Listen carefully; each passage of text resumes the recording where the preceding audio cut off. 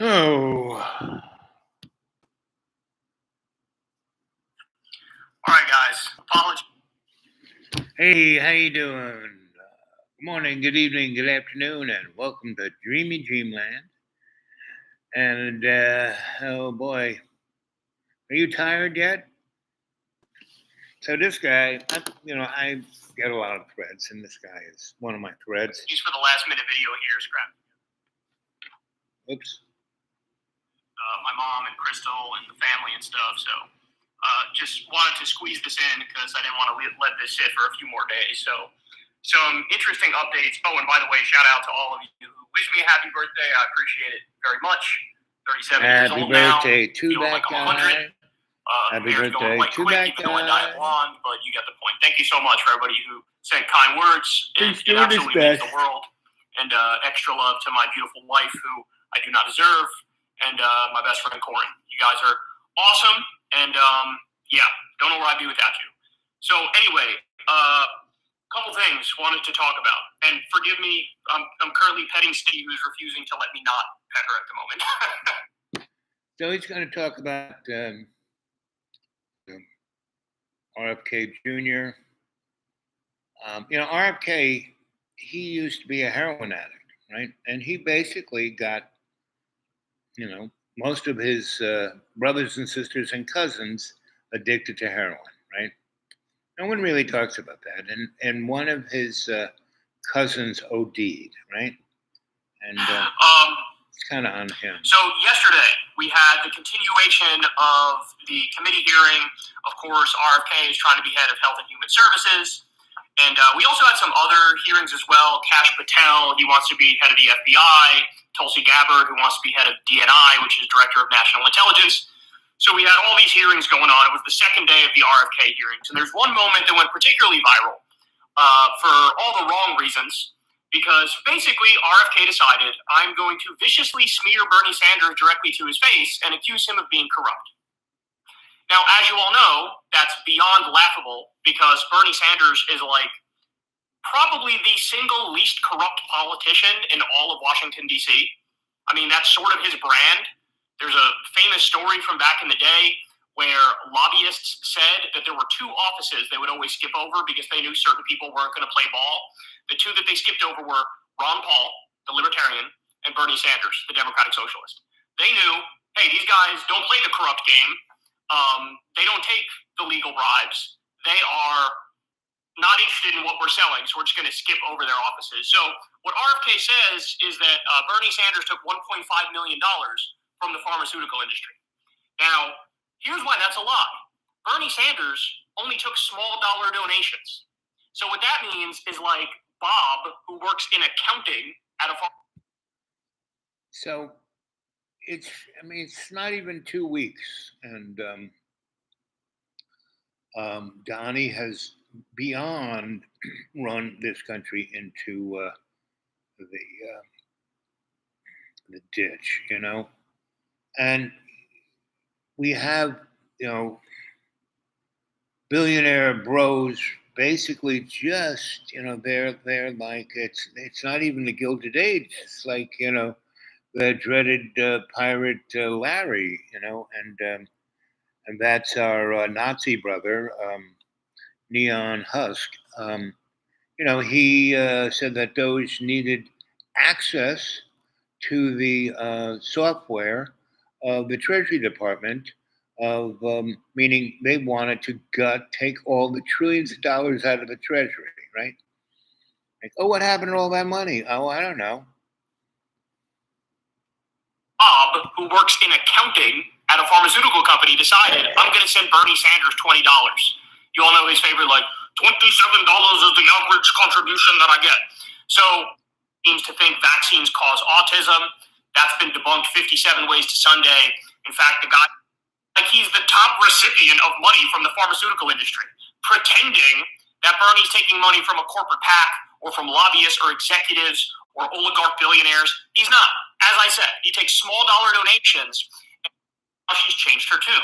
Now she says, he exposed illegal wrongdoing, but he also broke the law.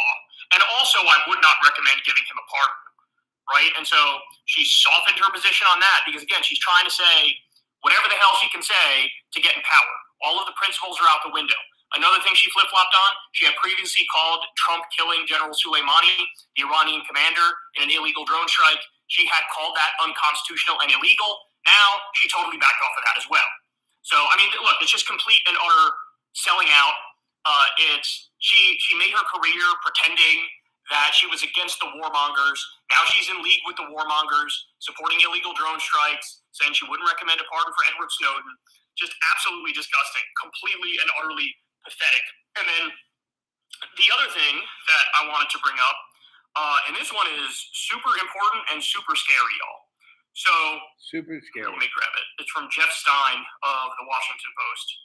So, he says, if I can find it, where are we at? Where are you, buddy? Where the fuck are you? Here it is. Okay. So he says, listen to this. The highest ranking Treasury official is expected to depart soon after a clash with Elon Musk allies over their demands for access to a sensitive internal government payment system. Musk allies wanted access to the system responsible for disbursing trillions in Fed payments annually as part of Doge. Treasury career staff saw the request as highly unusual. David A. Lebrick, viewed internally as consummate non-political civil servant, expected to exit after joining Treasury in 1989. Last week, he was acting Treasury Secretary. So in other words, put this in layman's terms here. This is Elon Musk and all of his allies demanding from the Treasury, you guys need to give us access to the internal government payment system. And of course, what they're going to do with that is make cuts wherever they want to make cuts. Cut off the money however and wherever they want to cut it off. Does this sound familiar? Doesn't this sound like the other day when they did the federal freeze and you had absolute chaos and Medicaid was frozen, so 72 million Americans lost their health care, low-income people, people with disabilities, Meals on Wheels got cut, WIC, which is nutrition formula for babies, that got cut. You had school breakfast and lunch money got cut. You had domestic violence shelters got cut. And so all that money was frozen. It led to absolute chaos, led to a colossal backlash. They had to reverse on some of it because, I mean, it was completely and utterly untenable what they were doing. Even Republican politicians were getting calls from, furious constituents like, what the fuck is going on here? This is crazy. And now, remember how I tell you guys all the time that the robber baron oligarchs, their goal is to cut the money off for all the regular people. So get rid of the social safety net for regular Americans. And then what do I say? They want to loot the Treasury.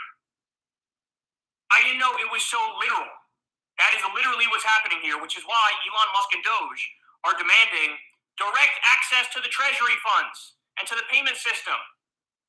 This has gone so far beyond the pale, y'all. So far beyond the pale. I mean, we're at the point now where, Jesus Christ, the Democrats aren't putting up nearly a good enough fight as they need to. And that's because they're part of the scam. Don't you understand? Two wings of the same corporate bird. All these guys are taking the corporate money. It's, Neon Husk, he's got his little teeny weeny right up everyone's butt. He's going at it. Zig, zig, zig, hail Hydra. One head off, two heads, so this is only less than 2 weeks. Less than 2 weeks, guys. They're like flooding the field, so everyone will get exhausted. I'm exhausted. And it's good luck with that, I've been talking about this for 50 years, right? Every time I get into a place where I can talk to truth to power, I do. And it's very interesting that, nobody wants to do anything about it. No one wants to hear about it. No one wants to have a real conversation except for guys, like this guy and other YouTubers. And that is, YouTube was put in as a place where people like me and everybody else who wants to say, look at this, can't you believe, stop this, get involved. We're relying on the courts, which many of the courts are right-leaning, you're relying on them to do the right thing by the letter of the law and the spirit of the law, and basically say, like, hey, dog, DOJ is not even an official government agency. You have no right and no authority to do this. And then the other question is, hey, Trump, you going to let this guy continue to humiliate you? You going to let Elon Musk continue to humiliate you over and over? My guess is he was behind the freeze earlier in the week, and that all the backlash, who was getting the backlash? Trump was the one who was getting the backlash. Now, it's possible he's the one who's steering the ship, but that amount of chaos in that short of a time, when it comes to dollars and cents, this is what Elon Musk has a track record of doing. This is what he did with Twitter when he went in there. It's slash and burn, fire everything in sight, and then we'll worry about the specifics later. This is what he does.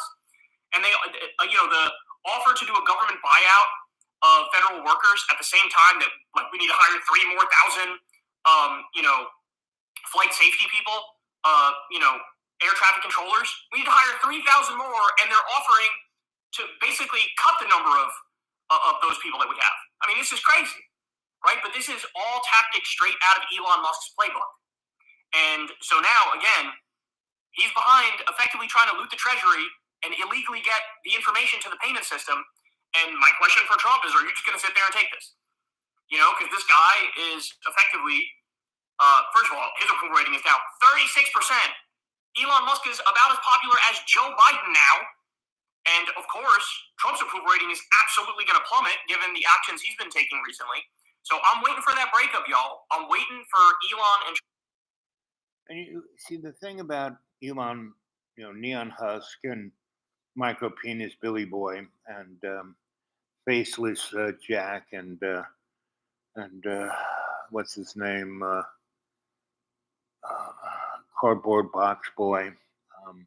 All of those guys are just basically like Mr. Thiel.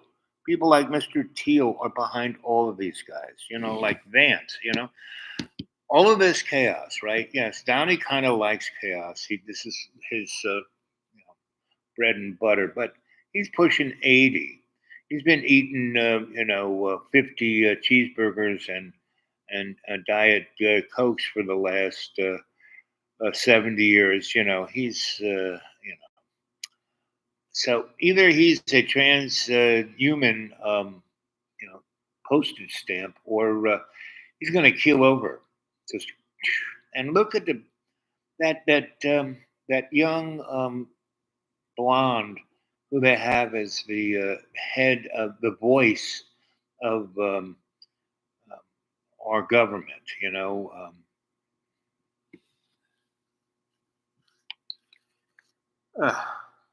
That breakup, y'all. I'm waiting for Elon and Trump to break up. I hope it happens sooner rather than later.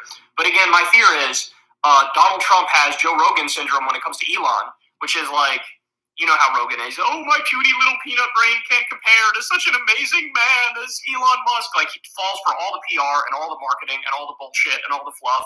Elon wants everybody to think he's God's gift to this earth. He's a moron. Meanwhile, he's a fucking idiot loser who acts like a teenager on a 4chan message board, right? All the engineers do the hard work, and he jumps in front of the parade and takes the credit. But I think Trump might, this guy's a mega genius.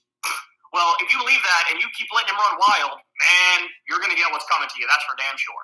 This is a nightmare for the country, man. If you have Elon Musk and Doge with access to internal government payment systems from the Treasury, I mean, you're literally going to let them loot the Treasury. It's not even going to be like a metaphorical point. It's going to be a literal point.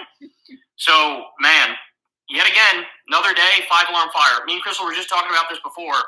Like, I get off air after doing a show, and within 2 or 3 hours, it's like, oh, shit, I got 4 more things I need to talk about now.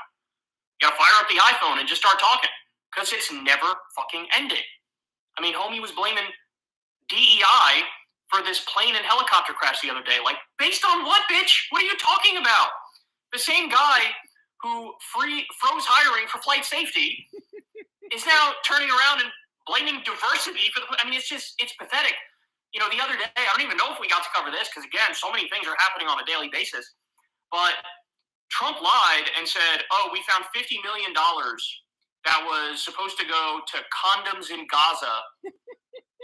And that's why we froze, like, literally all of the federal funds, including Medicaid, which is healthcare for 72 million Americans.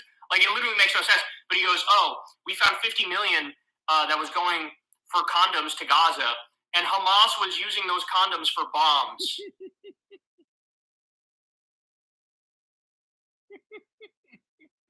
I mean, that's almost stupid beyond words, right? It's almost like, how do I even comment on that? That's so stupid. But this is where we're at, bro. This is where we're at. Oh, it's so terrifying. So anyway, look, I hope you don't have to hear from me the rest of today, right?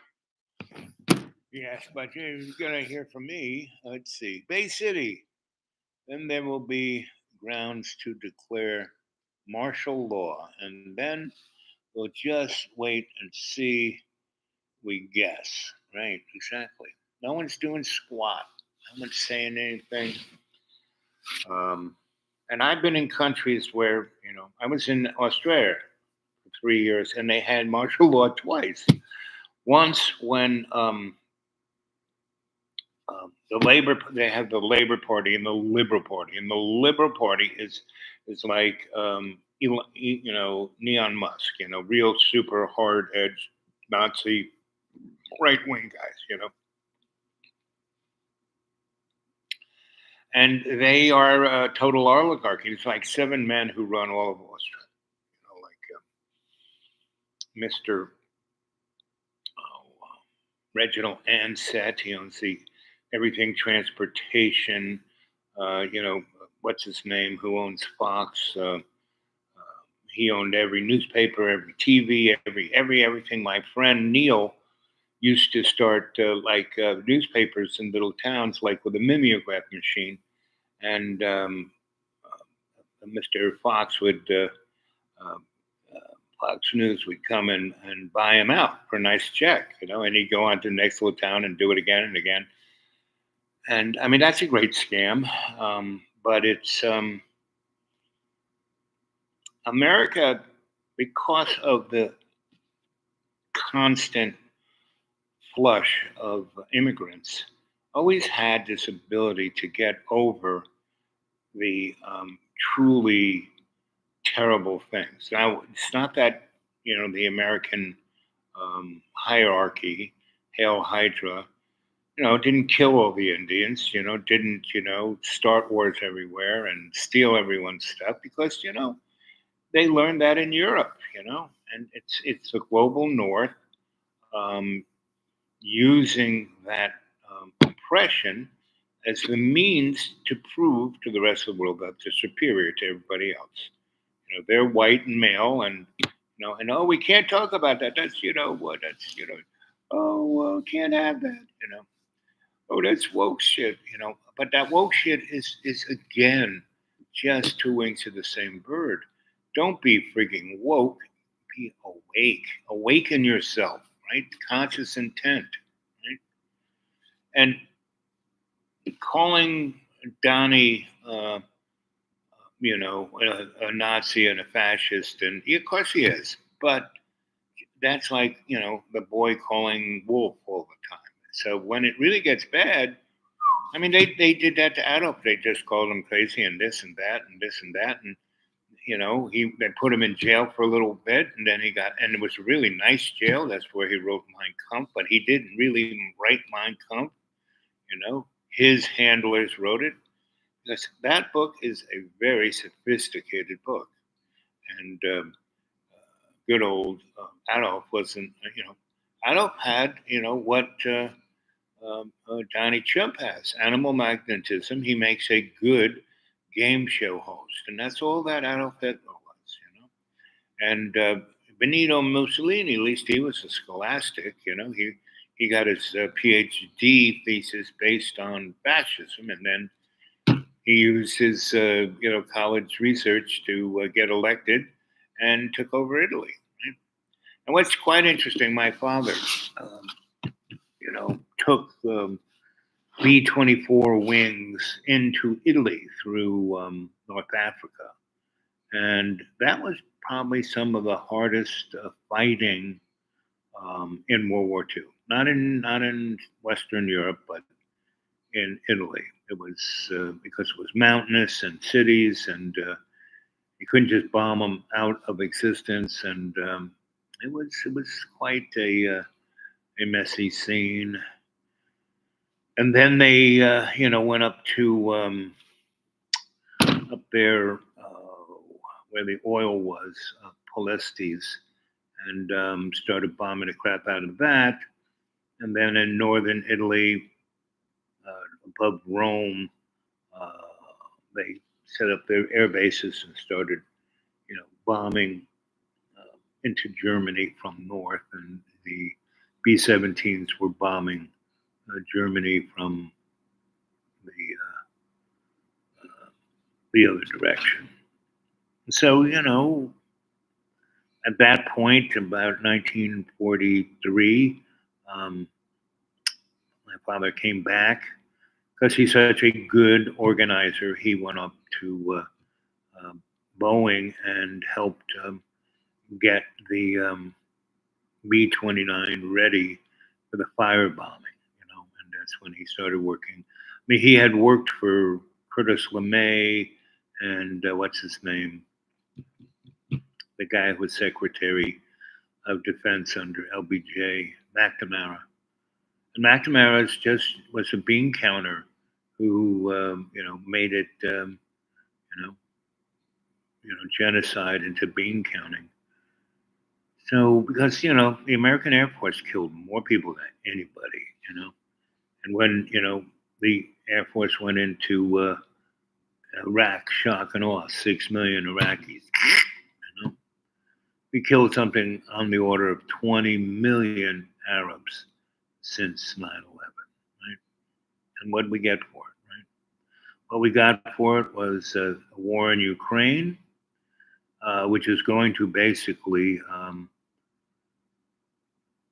cause Donnie's going to pull out of NATO, and basically good old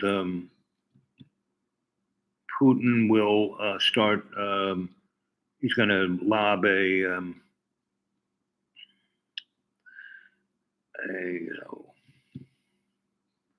EMP at Western Europe, and then Western Europe will come in on because Donnie will pull the money out of. First, he will give Ukraine a ton of weapons because Vlad will say something mean and cruel and piss Donnie off, right? So Donnie will go, double duty on giving Ukraine some and pull away whatever stops. Biden said, "Oh, we can't use these HIMARS. Oh, you can't use those ATACMS. And then you could. Oh, you can't have F-16s, and then they could. Oh, you're too stupid to really use them, but they're doing pretty good with the use of like 10 F-16. So anyway, that war is really going to take a bubble, and then there'll be a revolution, just like 1917 in Russia, right? And those people will go back to serfdom, and Western Europe will be basically in the shape it was after World War II, right? Go watch the 1984. I'll tell you exactly. 1984 movie made in the 60s in England.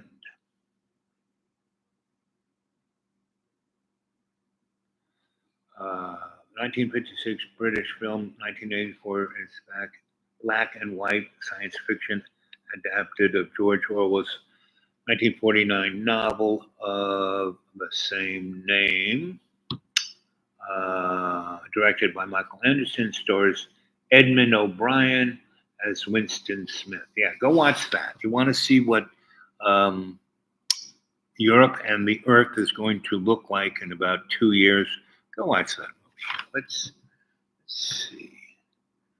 The film sets a dystopian future where a totalitarian government controls every aspect of life, run by Big Brother Neon Husk. Winston Smith works at the Ministry of Truth, rewriting history to suit the party. Winston falls in love with Julia, but their relationship is outlawed in this society. The party figurehead is, carrot head, neon husk, Big Brother, who appears only on propaganda posters and television. Cast: Edward O'Brien as Winston Smith, Jane Sterling as Julia, Michael Redgrave as Donald Pleasure, and David Hasselhoff. Production: the film was produced in Peter Rathbun, that's like in England, William Templeton and Ralph Gibbleton Bitson wrote the screenplay.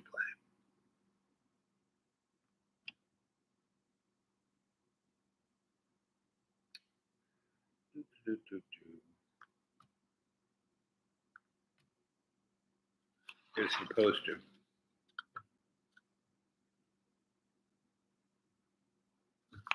So it's on YouTube. Go watch it, and that'll give you a nice primer of what your life's going to be in about 11 to 18 months, right? Or sooner, right? Because things are just flying, going crazy. So how's the? Have you gone to the supermarket yet? Eggs. Last time I bought eggs, they were about $2.85 for a dozen, right? I went and looked at buying eggs today. It was $11. Yes, it's little hunk of cheese was $18, and basically the corporations. There's only three corporations that basically own all of the food in America, and they love inflation because things kind of go up, and they charge triple, right? And then things kind of slowly come down, and they never let the prices come down. So let's see.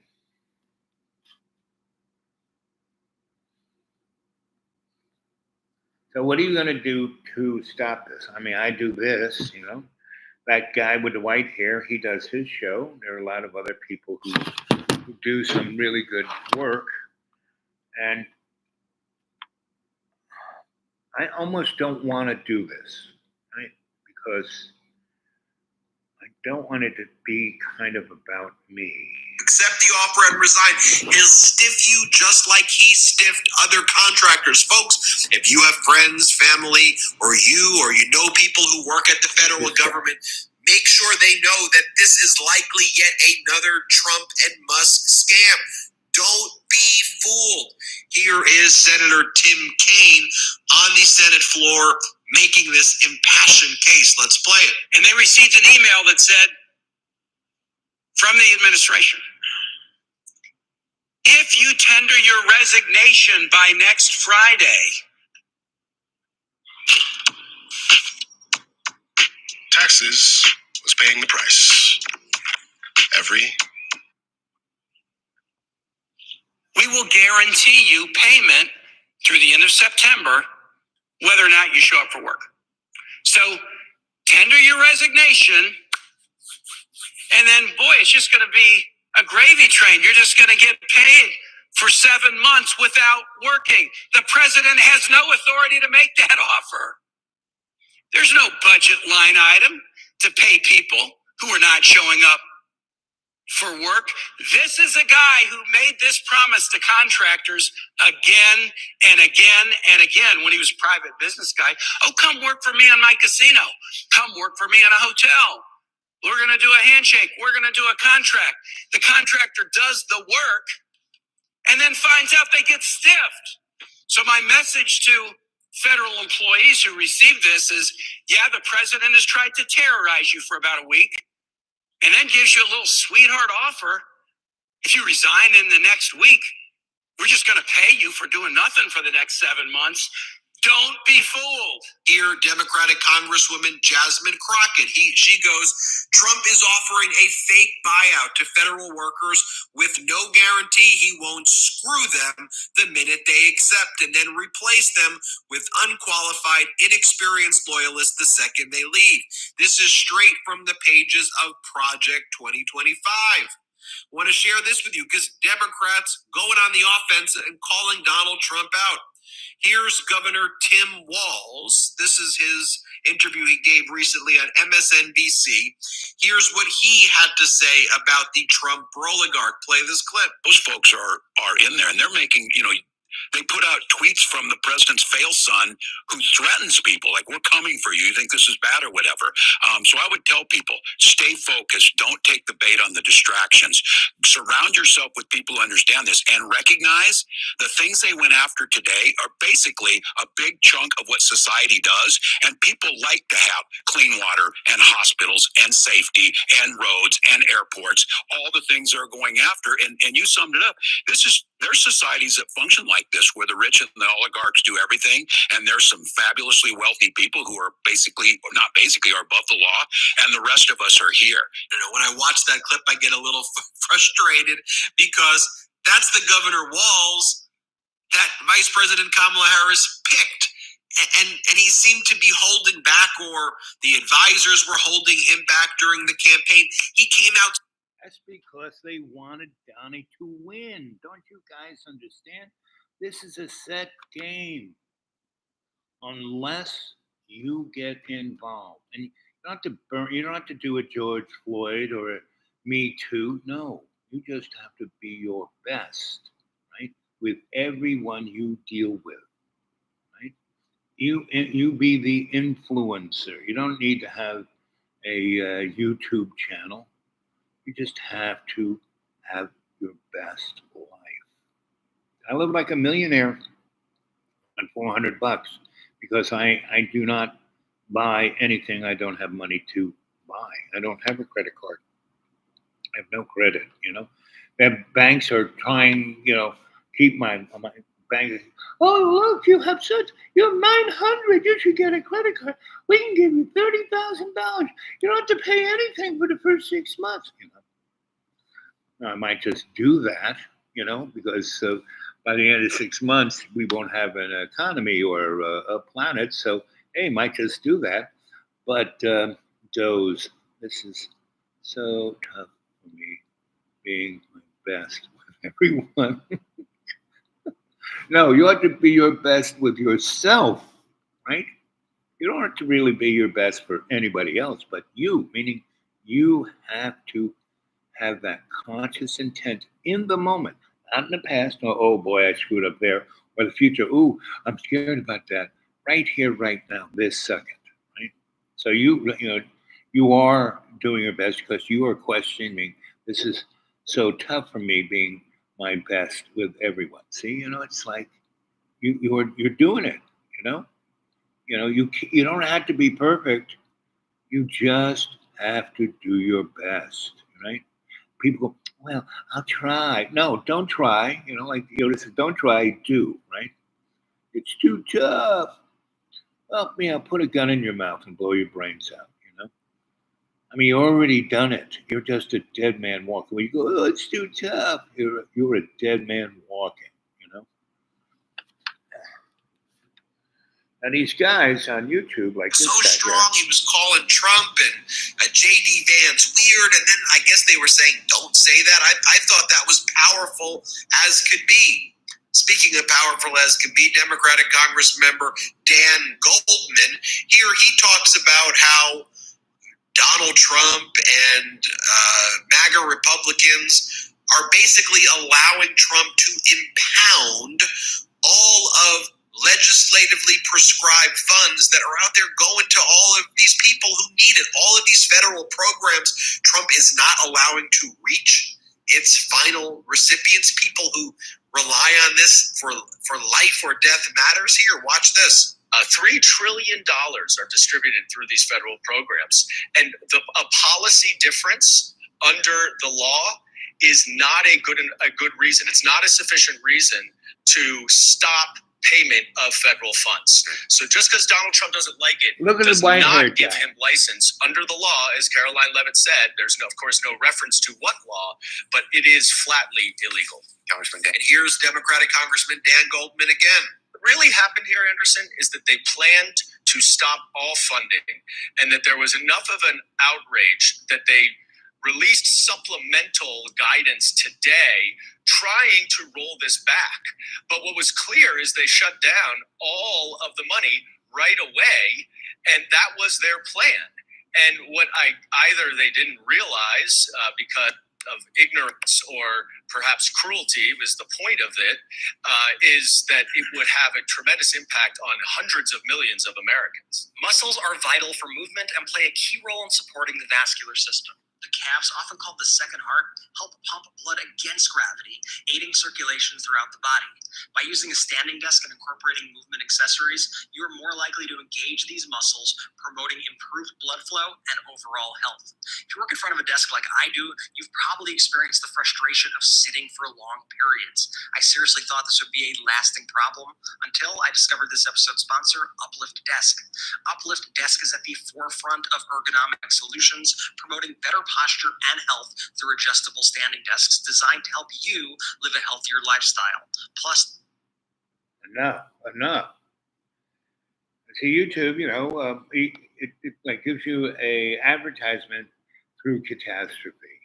It's like, it's just something. If there's not one thing, it's another. It's just too friggin' much. That's all I can say.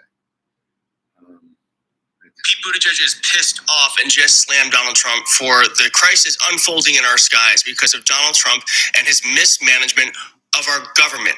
I'm going to have that response from Pete. I have Donald Trump trying to pass the buck to anyone else but him, and I got some thoughts about what really happened. First, here is our new transportation secretary. We have fallen very far from Pete, who is Sean Duffy. If you don't know, he's a reality TV star who became a congressman, but he started on the Road Rules Challenge. So that's the experience we got here, and it's showing very clearly he's not up for the task, because look at what he said yesterday as this crisis was unfolding. A question about the flight path of the helicopter. I don't want to go into too much detail about the information we have from the FAA, but obviously it is not standard to have aircraft collide. I want to be clear on that. Yes, that is his professional opinion to the American public is it is not standard for aircraft to collide. Well, I got to say, with our transportation saying things like that, I feel like we are in really good hands, because who else would be able to bring us that great analysis and insight that aircraft is not supposed to crash into each other? Thank you, Transportation Secretary Sean Duffy. We have fallen really far from Pete. This guy Here's fired President Donald the Trump FAA. trying to blame Pete Buttigieg for what happened in the skies. Who, by the way, as you know, Pete Buttigieg and the Biden administration are no longer in power. Reason the FAA, and I assume maybe this is the reason the FAA, which is overseen by Secretary Pete Buttigieg, a real winner. That guy's a real winner. Do you know how badly everything's run since he's run this Department of Transportation? Let's just rewind that real fast. He says that Pete Buttigieg is currently running the FAA, which is overseen by Secretary Pete Buttigieg. That's a dementia moment, because Pete Buttigieg is not, as you know, in power. A real winner. That guy's a real winner. Do you know how badly everything's run since he's run this Department of Transportation? He's a disaster. He was a disaster as a mayor.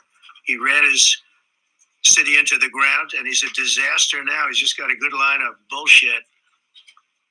The Department of Transportation is government agency charged with regulating civil aviation. Well, he runs it, 45,000 people, and he's run it right into the ground with his diversity. So I had to say that it's terrible. Then it's a group within the FAA, another story, determined that the workforce was too white, and I assume maybe that. So Donald Trump there is blaming anyone but himself, and just to say that diversity obviously is not the reason why accidents happen. Diversity, immigration, these are all the things that make America great. And diversity ensures that we find the best and most talented people. It's actually a complete subversion of what he's saying here. And I guess his current transportation secretary didn't get the memo, because here is what he said after Donald Trump tried passing the blame everywhere else. What happened yesterday shouldn't have happened. It should not have happened. And when Americans take off in airplanes, they should expect to land at their destination. That didn't happen yesterday. That's not acceptable. And so we will not accept excuses. We will not accept passing the buck. We are going to take responsibility at the Department of Transportation and the FAA to make sure. Are you? Because President Donald Trump sounded pretty clear on not doing that. And actually, just hours later, what Donald Trump did was he signed an executive order blaming the Biden administration for the crash. I don't know what that does, but that's what he did. And here is my thoughts on this, and then I'll get to Pete Buttigieg's response.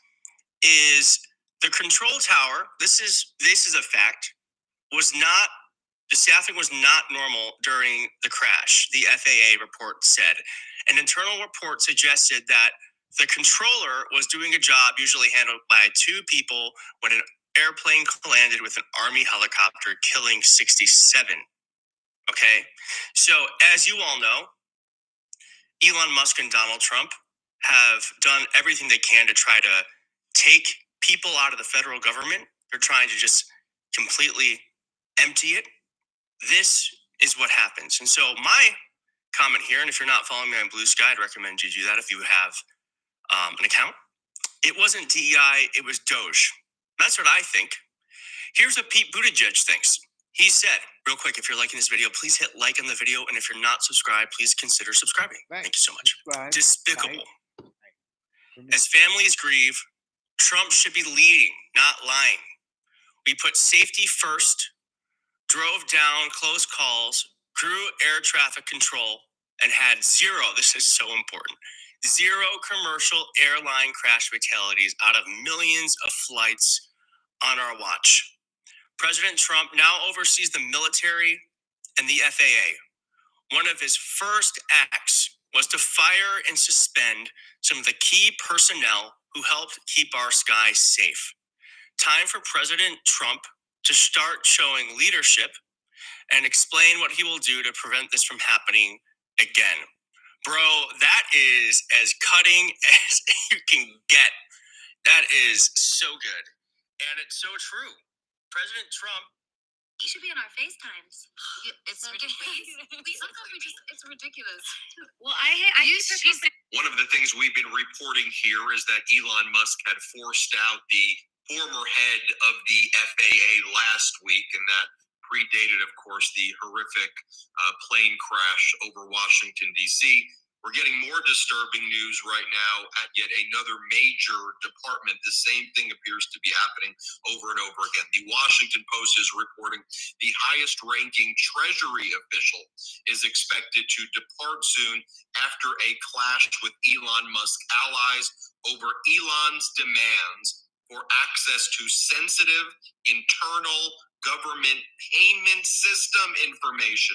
Sources say Musk allies wanted access to the system responsible for dispersing trillions of dollars in federal payments annually as part of Doge. And folks, we're talking about things like Social Security payments, medical payments, loans from the government. All of that data is what Elon Musk, a oligarch, wanted to get his hands on, purportedly, he said, for Doge.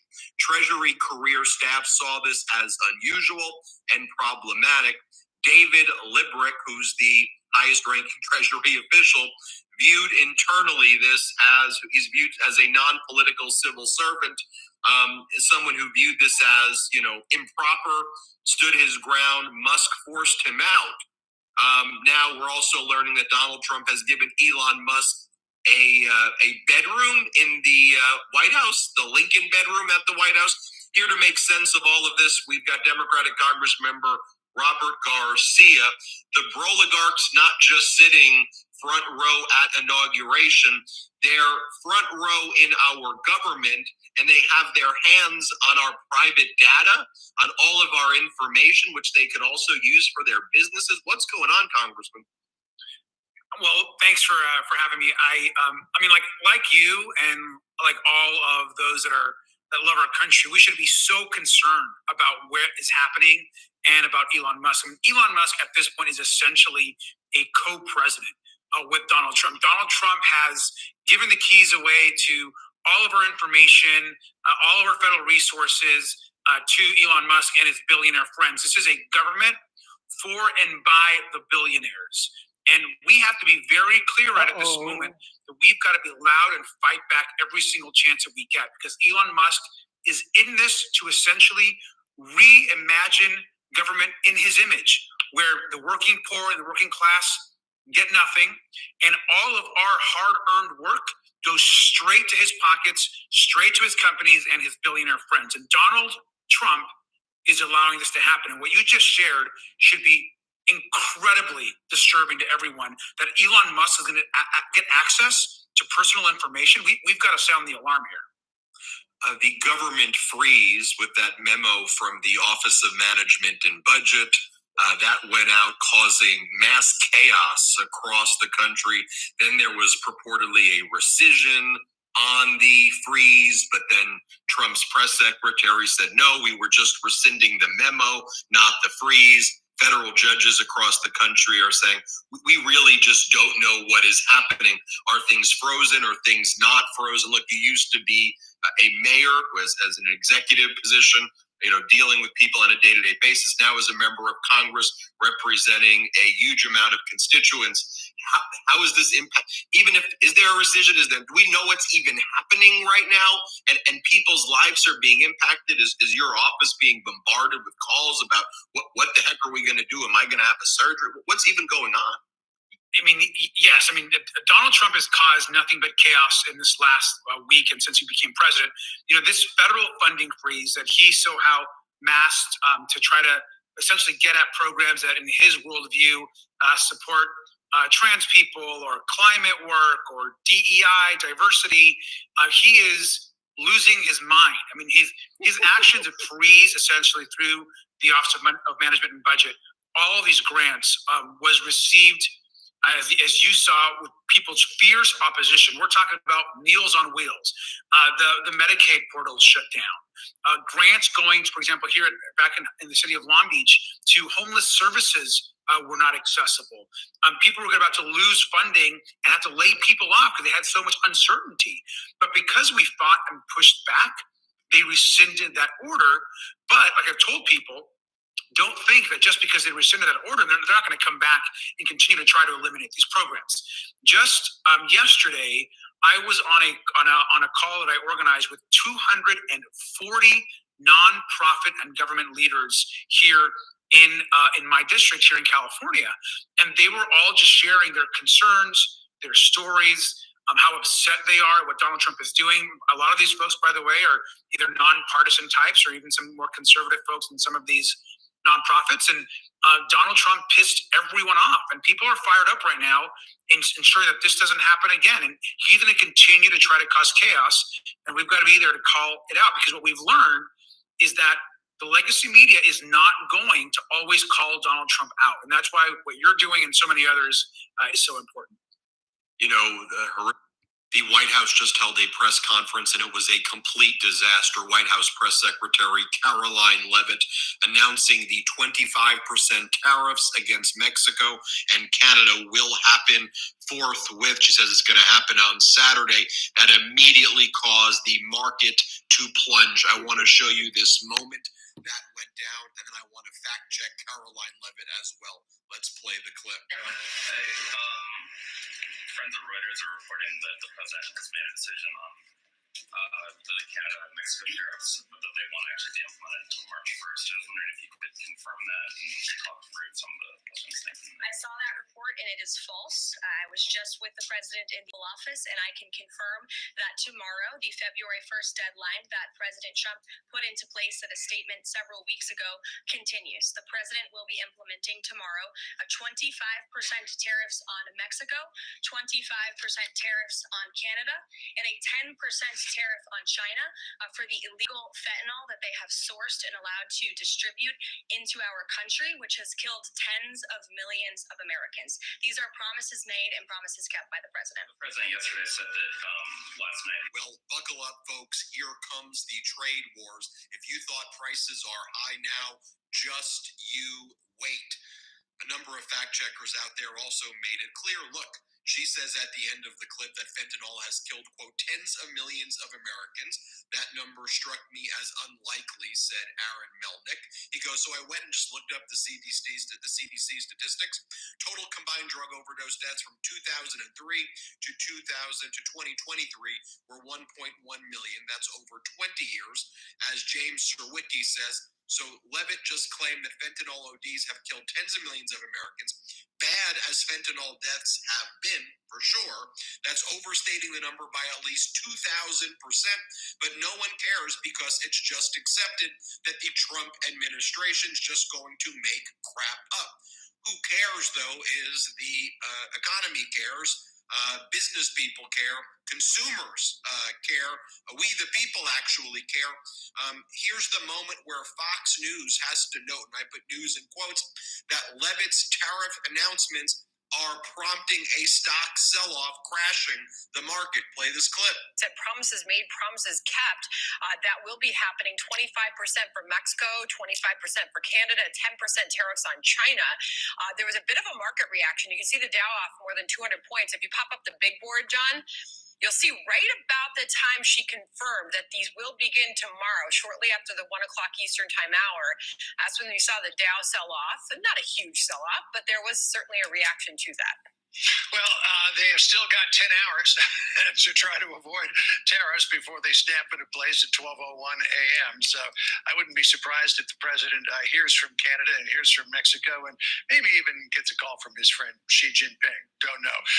Here's the meme that we made of Caroline Levitt. Hey, liberal. Then she goes and crashes the economy.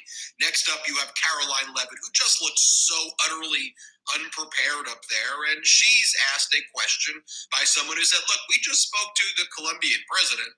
They're preserving what the status quo was under Biden. There really is no deal, Caroline Levitt. They're saying that they're not going to let anyone into Colombia if they're sent via military plane or handcuffed and shackled. What do you say, Caroline Levitt? Watch this. Sure. A question on Colombia. We just interviewed Colombian President Gustavo Petro, and he insisted that he's not going to take any Colombian deportee from the U.S. if they arrive in South America handcuffed. How this administration responds to that? When did the Colombian president make those remarks? Today, during an interview with us at Univision. Well, I will share those with the president of the United States, and I will get back to you on his response. She goes, ooh, I'm going to go to the president. Let's see what the president has to say about that one. More tariffs, I guess, is what the president is going to say about that, as it pains me to even call that pathetic individual in the Oval Office that. So then you have the Fox host, Peter Doocy, asks the question, well, given all that we know about DEI within the FAA, it's not safe for people to take flights now, is it? It's no longer safe to fly. Watch this response. Play it. President Trump is telling us that air traffic control towers are staffed with unqualified controllers, these DEI hires who never should have been brought on. And it's not safe to fly commercially, is it? The president was asked and answered this yesterday, and he believes that it is still indeed safe, and Americans should feel safe traveling our skies. With that said, two things can be true at the same time, and we certainly have seen the deterioration of federal hiring standards at the Federal Aviation Administration, and the president wants to increase those standards. He wants pilots in this country who have the great responsibility of flying American citizens by the tens of millions every single day to be chosen for that position based on their merit and their skills. And so the administration will continue to prioritize this. So I'm just trying to get this straight. We hadn't had an incident like this in over 19 years, like the crash that took place over Washington, D.C., where 67 people lost their lives.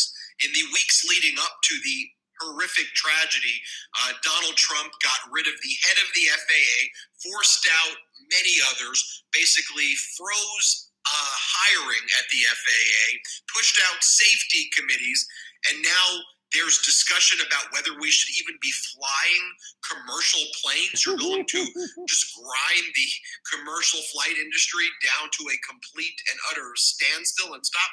So the next thing that Caroline Levitt talks about is she goes, well, look, when we take plane rides, we're all on the airplane just praying that the pilot will land. We shouldn't be praying about what their skin color is. Here, play this clip. I've answered on this subject. When you are flying on an airplane with your loved ones, which every one of us in this room has, do you pray that your plane lands safely and gets you to your destination, or do you pray that the pilot has a certain skin color? I think we all know the answer to that question, and as President Trump said yesterday, it's common sense. Rob Crilly. Now, as our editor-in-chief, Ron Filipkowski, notes, the only people who put airline safety and the skin color of pilots together in the same equation is the Trump administration in MAGA. The reality is, when I took airplanes and when I took flights over the past several decades of my life, I would generally believe that the flight was going to land, and I had trust that the system was going to work. Now we have to worry that we don't have staff in the air traffic control towers because Donald Trump is engaged in this ridiculous, frivolous, malicious, quote-unquote DEI purge based on his own racism. That's what we're dealing with right now. So next up, the reporter asks Caroline Levitt, the press secretary, so don't you think the situation's going to get worse if, let's just say, all of the people at the FAA accept the buyout, that you're trying to push out all of the government workers? Who's going to work these jobs? And she answers with a non sequitur saying, actually, this is going to lead to more hiring. Here, play this clip. Two questions. So we now know that the staffing was not normal at the air traffic tower, and so with the government freezing the hiring of new federal workers and offering buyouts, are you not afraid that more incidents of different kinds could happen with less staffing in different agencies? Well, the president is intent on ensuring that we are increasing staffing at these agencies, and that's why he signed a very strong executive order on his second day in office, immediately terminating DEI hiring practices at the FAA. He also, following the tragic crash, as you all know, in the Oval Office yesterday, signed a memorandum directing an immediate assessment of the FAA to ensure the federal government is maintaining the highest personnel and aviation safety standards. And I would also just say there's a cultural piece to this as well. If you are an American who has spent many years studying aviation, and you graduate from school and you're an air traffic controller based on skill and merit, and then you apply for a job and you're forced to fill out a biographical questionnaire asking you the color of your skin and asking you where you're from in details that aren't relevant at all to the job description, I think that deteriorates the morale of people in this industry. And if you talk to people in this industry, they'll tell you that. In fact, many of them filed a lawsuit against the FAA a couple of years ago under Joe Biden's administration. Okay. I'm going to say this again. Joe Biden and Donald Trump are cut from the same corporate jib. They're just employees. They don't represent you. Since 1947, when the National Security Act was passed, and we got COG, and we got the CIA, and we got the NSA, and all of the, alphabetic motifs that represented the corporate structure. And then in 1960, when Eisenhower, he had about 3 hours left of being president before Jack was going to get sworn in, he gives this little speech about the military-industrial complex. That, guys, you got to watch out for this, because it's taking over, right? And he goes on, its fingers go into every avenue of America, every church, every, small town, and it's Hail Hydra. If you've seen that movie, the first 3 Captain America movies, that's exactly where we're at, gang, and all of this stuff is pre-programmed through the media and the movies and da-da-da-da-da. And then if you read, I read books. I like books. I've always liked books, right? I got reading early with my mom and my Aunt Grace and other people who I would read with. So I've always been a reader, right? And it is a really good skill set, right? Movies are great. I love movies, the platforms are great, but reading is this ability. And now I have dyslexia, ADD, I have every learning handicap you could have. Then I got murdered in first grade at 7 years old by a Nazi nun. And basically, when she broke the orbit of this eye, so that don't really, I can't, put things together. And she broke the little stirrup, so I can't really hear certain frequencies out of this. She crushed my esophagus. That's why I kind of, speak in a very specific kind of. No one knows where I come from because anyway. The bottom line was I was sent off to a Marinol sanctuary where there were people there who kind of stuck me back together, right?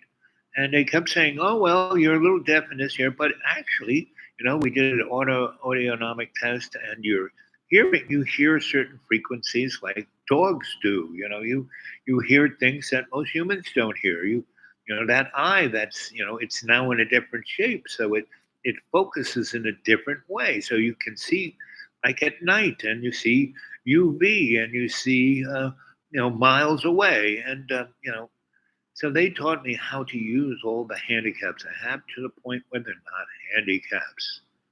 Now DEI, it's again, years ago when this started to be brought out, diversity, right? It was a good idea in 1965 when Black people got to finally vote, and then they were given, a hand up, meaning they were given a certain number of Black folk would get to go to college. So, like Clarence Thomas, good example. That guy would be working in a McDonald's right now, but he got a hand up. He went to a private prep school, and then he went on to a really good college and went on to a good law school, and then he got a number of jobs in the federal government because he was Black, and he was a little inappropriate, a little bit of a sexual pervert, and but that's okay. We got to give him a hand, and that's a problem there. See, when you have these entities that try and make up for something that has been a real problem for the last 100 years, and you try and fix it in 10, that's when you get situations like Black like me. And now I'm an African American that's melanin challenged. I grew up in Harlem, right? I grew up in a Black community, right? I basically grew up in a salad bowl, meaning it wasn't on the east side along Second Avenue. Every 2 blocks was a different European, Polish, Lithuanian, Ukrainian, you name it. And not just those guys, but every different flavor of those guys. And what made that great was all their culture. I went to my grandma, before I really went to school, there was a PS 122 that was part of Columbia up there on the west side. And it was an amazing school. It had like 112 different cultures in it, and all these teachers that came, all these people who were immigrants. There were a lot of people who were teachers in Ukraine and Germany and Lithuania and Poland, and they went, and taught in that public school to the Polish kids and Lithuanian kids, and everyone learned English rather quickly, and it like I said, it was a salad bowl, right? And that whole idea of the melting pot is, who wants to be a Velveeta cheese bowl? No. And Obama didn't start these hiring rules. You know who did? Richard Nixon. Guys, if you're going to say stuff like that, you should really look up where things are coming from. Richard Nixon. He started the EPA. He started all of the what would be considered liberal things today, right? The woke, world. He was the guy who started us looking at, the global warming thing, right? Richard Nixon, right? He's the guy who gave, started so black kids could go to college, go to Harvard, have quotas. Richard Nixon, check it out, guys. Don't you understand? All of this was done on purpose, so everyone would be at each other's throats.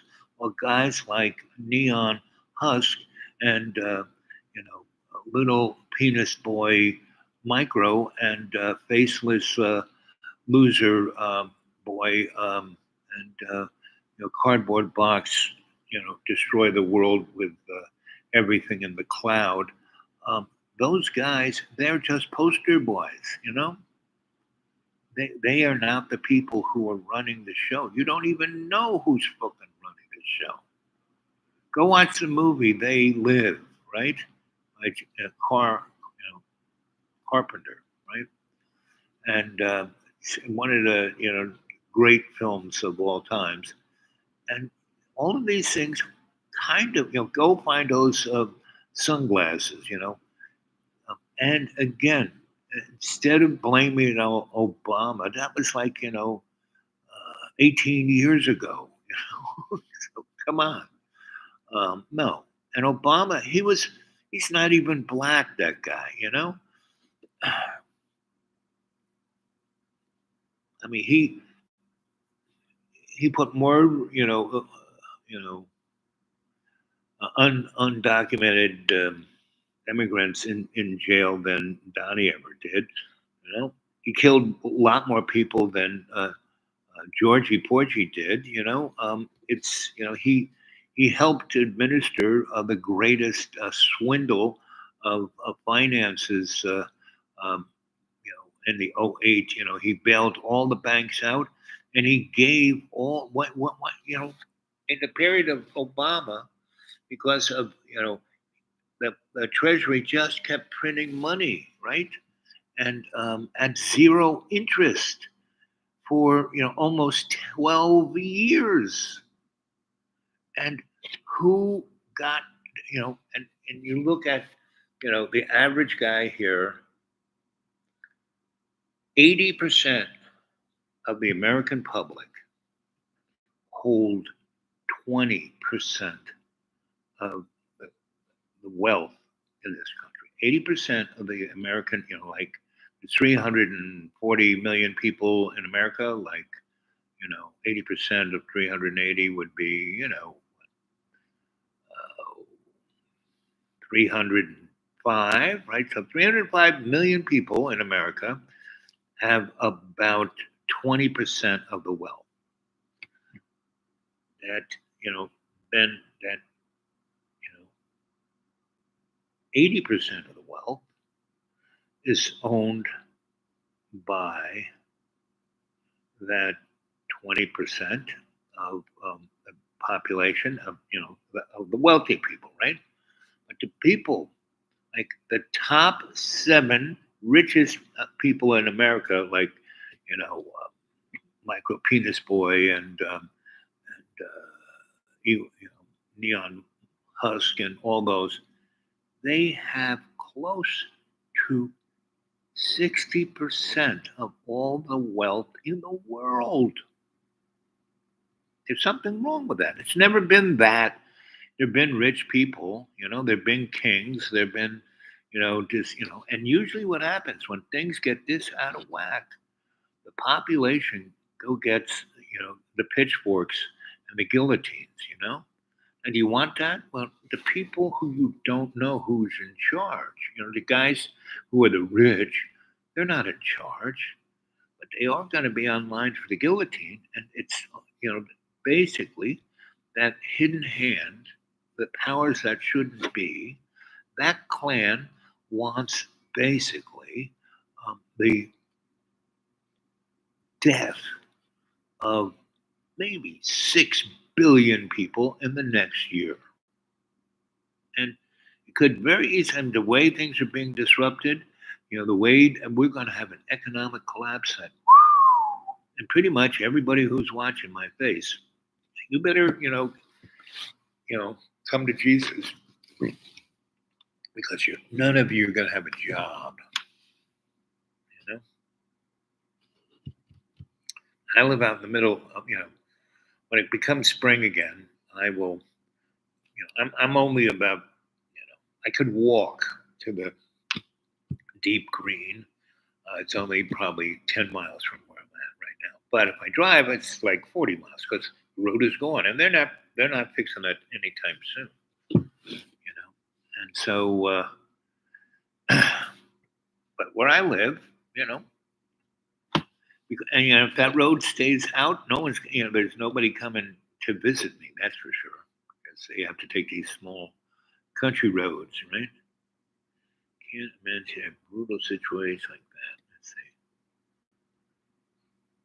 Yep, that's where we're. That brutal, unimaginable situation. We're in it right now, and we've been in it for the last 16,000 years. Now, I've experienced. I'm old enough. I've experienced. First of all, I can remember the day Jack Kennedy got shot, and I knew. I was a pretty sick little kid. 63. I was 13, and I was in middle school then. I was not quite in high school. And I was getting ready, I was getting better. I was healthier, but I still had, my issues, just like I do today. My body, I died so many times. This body is like got one foot in the grave. It always has, right? And that's fine, I'm good with it, right? I live with that because it enables me to be spunkier. It enables me to truly appreciate things. It enables me not to judge other people. When people say really stupid things, I don't go, well, they're really stupid. No. I feel, I go, no, I'm going to have to, double down on being a good example so they can step up and maybe they'll read a book.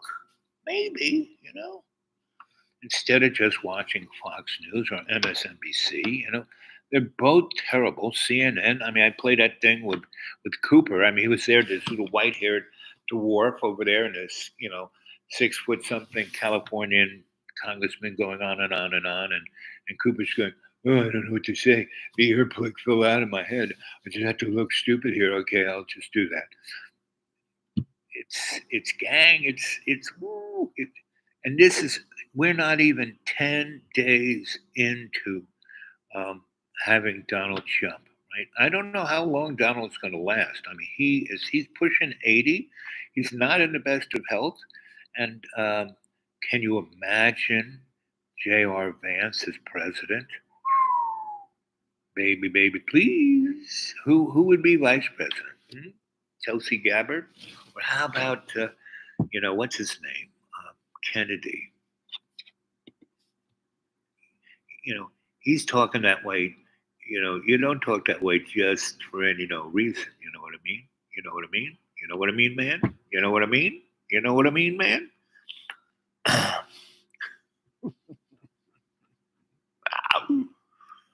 Let's see. I found unbiased humor brings people together. Well, how am I doing with the unbiased humor? But unbiased is different for everyone. Ain't that funny? That bing, bing, bing, bing, bing, bing. Give the man a Cupid doll. Yep, that's right, Mr. D. That's the beauty of you. Because if you look at humans, they are a stinky bunch of piece of crap. Individually, they're kind of interesting, right? So I try to look at everyone individually, right? I'm not a diversity, inclusion, DEI, is that what it's called? So I don't know how many years ago this was, maybe 11, 15, 17 years ago, I helped put together a protocol for DEI, diversity, they were going at it, because, And basically, the reason why we got Obama was that it was the one thing. I mean, America was doing pretty good with everyone getting along, kind of, right? But once we put Obama in, he was the catalyst to bring back the Ku Klux Klan. That's why we got Donnie. Donnie is the antigen to and look. What did Donnie do about Obama? He don't have a birth certificate. I mean, how stupid can you get? But all of this has been scripted by the hidden hand, right? Do do do do do do do do do do do do. And like I said, kids, it's gonna wind up quicker. I mean, you think this is bad now? You think this is out of hand? You think this is chaos and confusion? This is nothing. Next week, here it is Friday. Next Friday, you will think 4 years have already passed. Your hair will be whiter than my beard, and you're only 16 years old.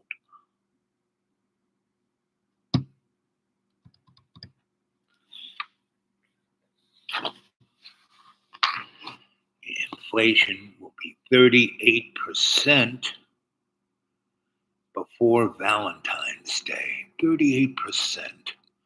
That box of chocolates that could have bought now for $5 at the Dollar Tree will be $170. And there won't be any caramel cream in there. It'll all be dioxin because it's cheaper and it gets you high. Makes you really horny for about 3 minutes, and then your sex organs fall off.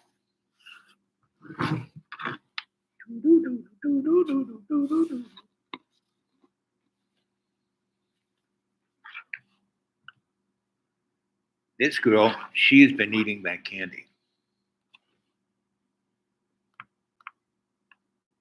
Because they were denied positions because of this DEI hiring practice that was putting identity politics over merit and skills. That's unacceptable. And I think just to put a fine point on this, because this is the third or fourth question I've answered on this subject, when you are flying on an airplane with your loved ones, which every one of us in this room has, do you pray that your plane lands safely and gets you to your destination, or do you pray that the pilot has a certain skin color? I think we all know the answer to that question in this presidential. No, what I do is I pray that the guy who was working in Boeing wasn't doing OxyContin when he was putting on the skin on the ribs of the door that I'm sitting next to. So it just won't pop out at 30,000 feet and suck half the people off the airplane. Woo! That's going to be the next. There's going to be some amazing aircraft failures in the next week or two. Also, there's going to be some great, amazing utility failures. Like the internet, like your electric, like your gas. There's still that gasoline pipeline in California that's burning out of control like a flamethrower, and it has been for the last 6 months. And the neighborhood that's living near it is all black folk, and the soot coming from it, and those poor people in Palestine, Ohio, where the train crashed. Go check out what's happening to them. That was 2 years ago, that train crash, and nobody's done squat about it.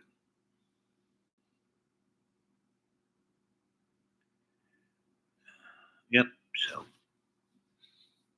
But again, the real key to this is that you need to start to understand and know your neighbors, right? Wherever they are. See, these lights are flickering? I'm telling you, utilities.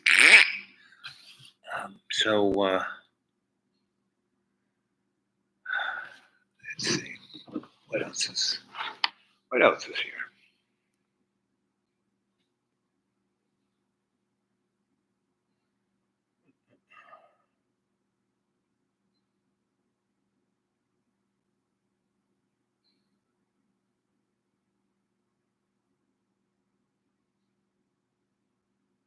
Ooh, 23 minutes ago.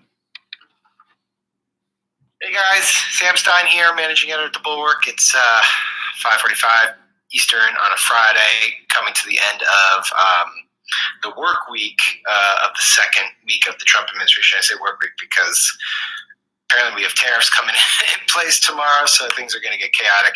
I just want to talk briefly about how this week has been and how it's ending. It's been chaotic, obviously, but it's ending on a particularly sort of ominous note, at least for people who are in and around the government, dependent on the government. This afternoon, throughout the afternoon, I have been hearing from a lot of sources who are in the scientific community that were frankly, really worried about what they thought was going to be a purging of information from government websites.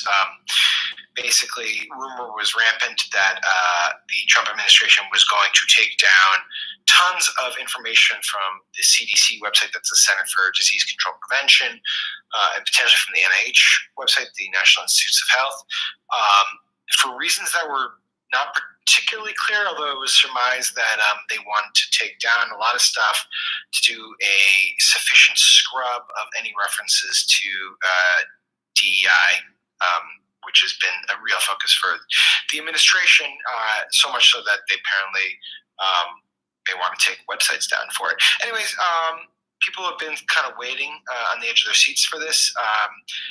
As of now, it doesn't look like a massive purge, but there have been sites from the CDC that have randomly begun disappearing, and it's not exactly clear why. Charles Ornstein over at Blue Sky, pretty well-regarded journalist, he's been monitoring this. He's looking at federal health websites that he says are beginning to be stripped of content or removed entirely.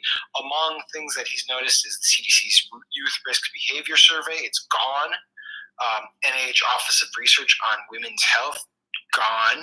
HIV surveillance system is gone. Not sure why.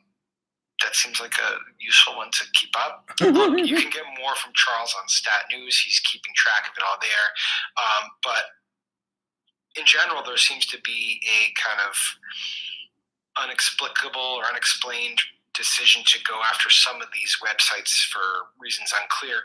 And while we even were recording this, it was flagged to me that if you go to census.gov, that's the website for the census, which keeps track of our population, that's down. Not everything is down, but the main page is down. You can still, as of now, access some of the data, but you can't go to the main page. Again, it's hard to know if this is like a technical glitch, but it seems, based on the fact that they're scrubbing a lot of stuff, that something is happening here, and it gets to the larger predicament, which is everyone is just kind of trying to figure out what the hell is going on. There was other reports from Jennifer Jacobs, who's now at CBS, that the Trump officials were going to put a pause on what she says was most federal government websites. She said they are expected to go dark at 5 p.m. Obviously, that's not yet the case. We'll see and keep monitoring it. But look, I think it gets to kind of this larger issue, which is there is mass confusion throughout the government, throughout Washington, D.C., throughout nonprofits, NGOs that do depend on the government, that rely on the government, among scientists who depend on the government and turn to it for research. There's a sense of instability at all facets of the government right now, and maybe that's the point, right? Like maybe that's what they're trying to do. I mean, there's just a few other examples I'll show you. On Friday afternoon, that's this afternoon, it was reported that the USDA has begun scrubbing references to climate change from its website. Reuters is reporting that Elon Musk's aides are locking government employees out of agency computer systems. Multiple outlets are reporting that there could be a purge soon at the FBI. Any agent who worked on the Jack Smith investigations into Donald Trump's conduct on January 6th and his retention of classified documents, they may be gone. The FBI's, the people who represent FBI agents, the FBI Agents Association has complained bitterly about that. But, that's that. Trump himself was kind of asked about this afternoon. He was talked about the federal workforce and this efforts to kind of chisel it down dramatically. They've been sending these fork in the road emails from OPM, basically encouraging federal workers to take a buyout. Trump was asked about it, and he said this. With efforts to reduce the federal workforce, whether it's offering what we call a buyout package or other efforts, do you have any concerns that there will be employees broadly across the federal government who might take that up? And they're a part of the many different ways that agencies protect the public, from food inspections to water safety to the air replaceable, and we'll get very good people to replace them if it turns out to be more than we thought. It could be a lot, it could be a little, we don't know, but we'd love to have them leave. We're trying to remember this. We want them to go into the private sector. It's our dream to have everybody almost working in the private sector, not in the public sector. So yeah, that's him saying everybody is replaceable, and that's how they feel. It's created this very, I would say, toxic, paranoid work environment among federal workers who I talk to, at least. But it's also kind of galvanized them in a weird way. They have congregated over at this subreddit, and they all seem to be deeply committed, or at least many of them seem to be deeply committed to the idea that they're just going to wait this out. They will not take the buyout. They don't trust that Trump or Elon Musk will be good for it. They basically are like, I'm going to just grin and bear it for 4 years. We'll see. I mean, it's a lot to ask. It's a really difficult time, and I'm sure they're staring down the prospects of an incredibly difficult 4 years where your own government wants you to go. I can't imagine being in that situation. But then there's the flip side, the real world side, which is, what does this mean when you take data, important data, offline? What does it mean when you hollow out agencies, purge them of workers? The short of it is that maybe you save money. Certainly that's what they want to do, but you also denigrate and harm government services. You're going to see people not being able to access critical information they need. You're going to see people who work in every facet of our lives, the Social Security Administration, the Department of Agriculture, food inspectors, so on and so forth. When they have fewer staff, the work becomes harder. Doesn't get as done as well.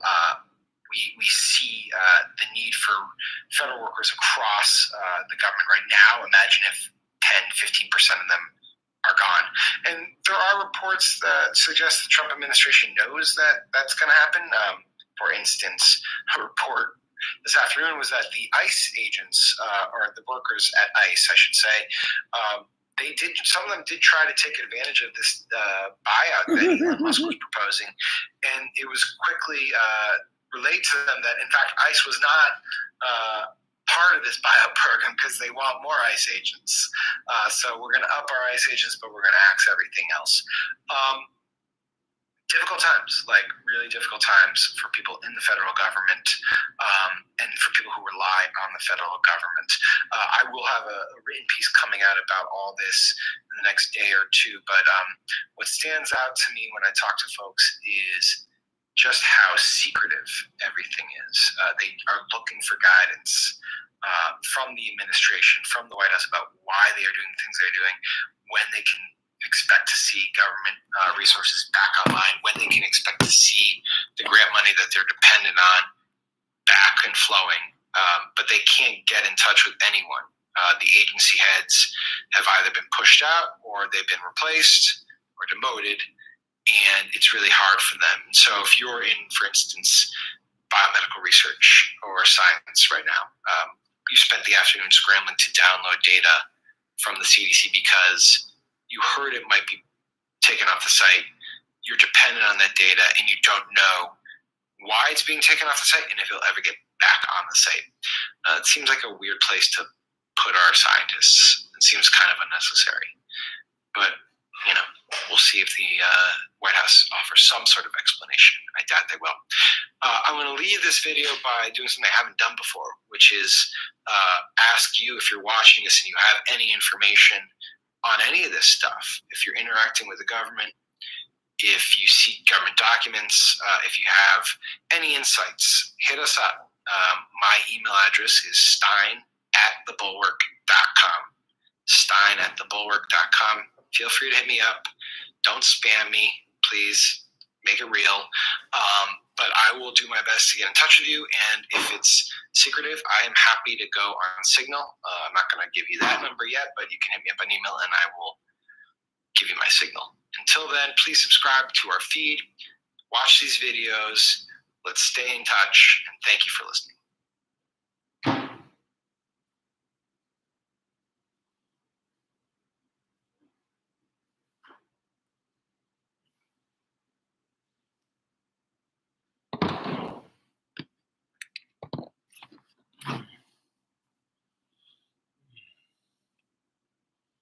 This is the Dunning-Kruger administration because the effect permeates the administration from the top down. Because the dumbest one of all is the guy with the orange face who has no freaking idea what this is. Hello, everyone. Welcome to George Conway Explains It All to Sarah. I'm Sarah Longwell, publisher of The Bulwark, and because I'm not a lawyer, I've asked my good friend George Conway to explain the legal news to me.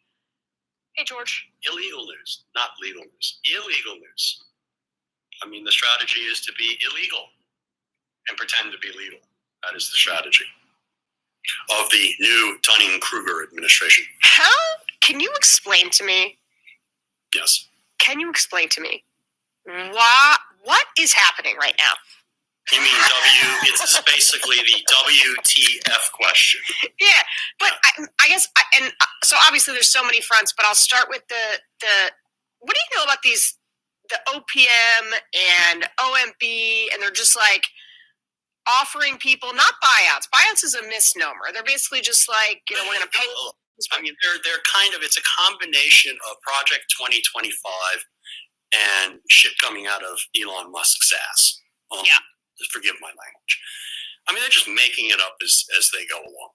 And OPM, I mean, they just, they're the buyouts don't really work if you talk to any federal employer lawyer.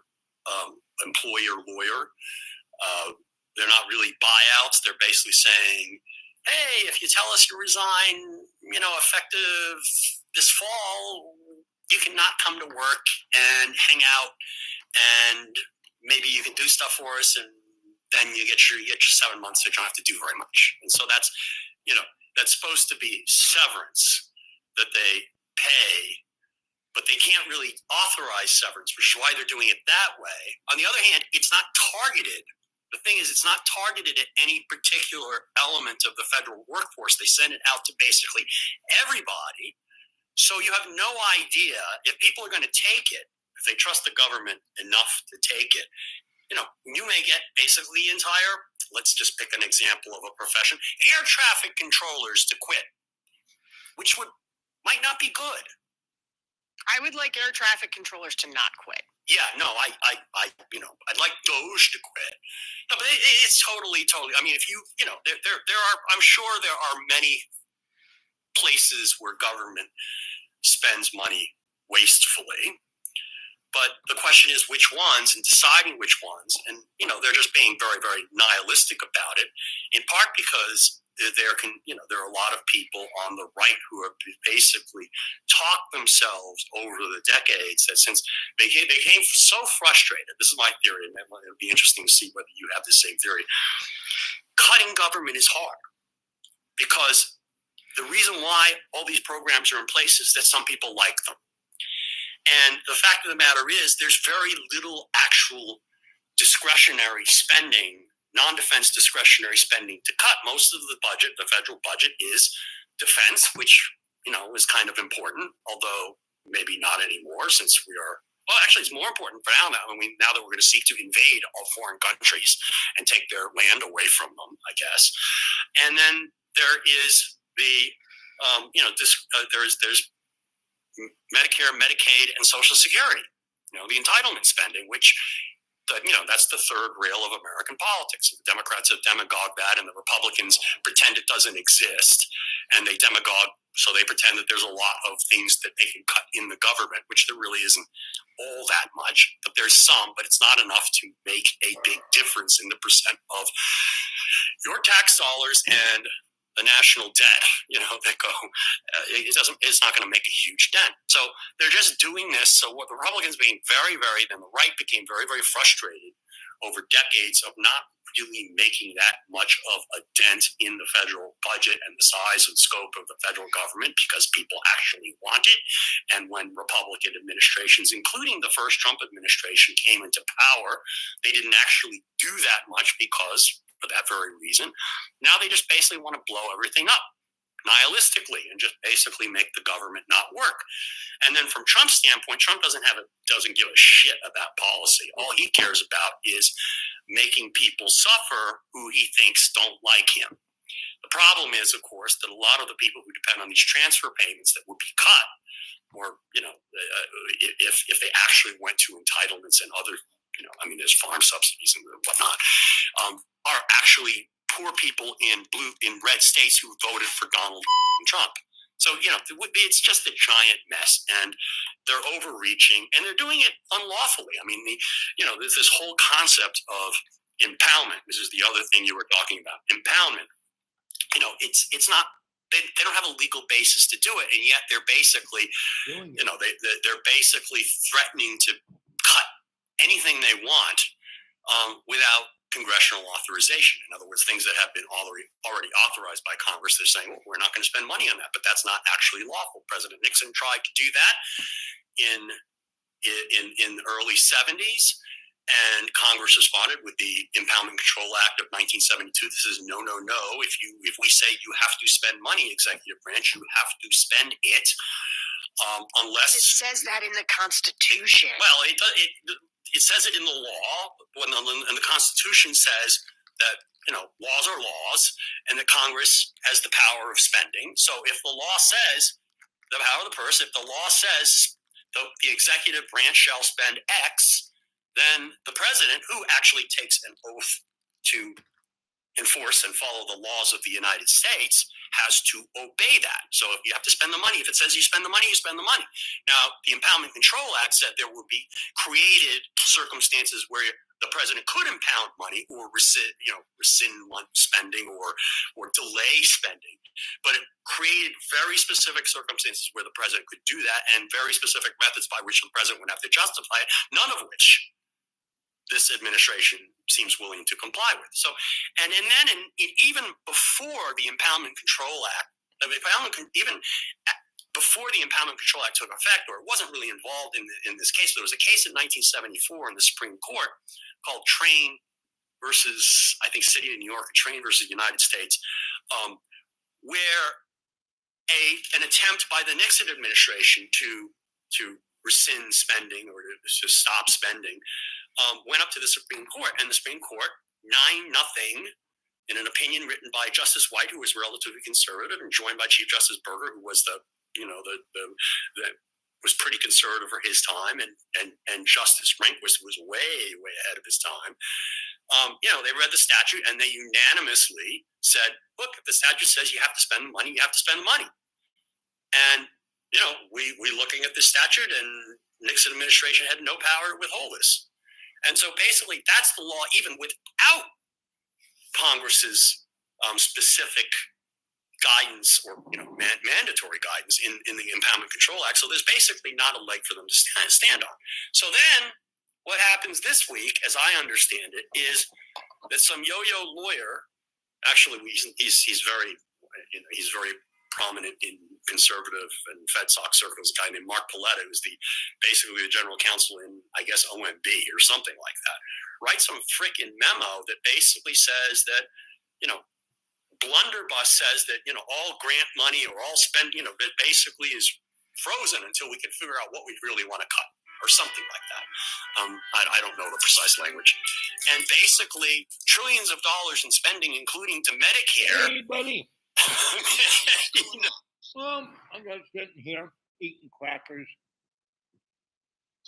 Are you in the deep green or are you in the bunker? I'm in the bunker. I'm not going back to the deep green. Monday, because last, Tuesday or Wednesday, I tried to get down there, and because it's in a holler, it's still kind of icy. And so, but it's going to be 70 degrees here tomorrow. And Hey, it's pretty good. it's going to be raining. And we've already probably had about 8 inches of rain. So by Monday, when it's supposed to not rain anymore, I should be able to get down there and check everything out. But isn't this fun right now? Yeah, it's crazy, isn't it? And I mean, you and I are old guys. Can you? I mean, I remember a lot of crazy shit, and I remember Jack Kennedy getting assassinated.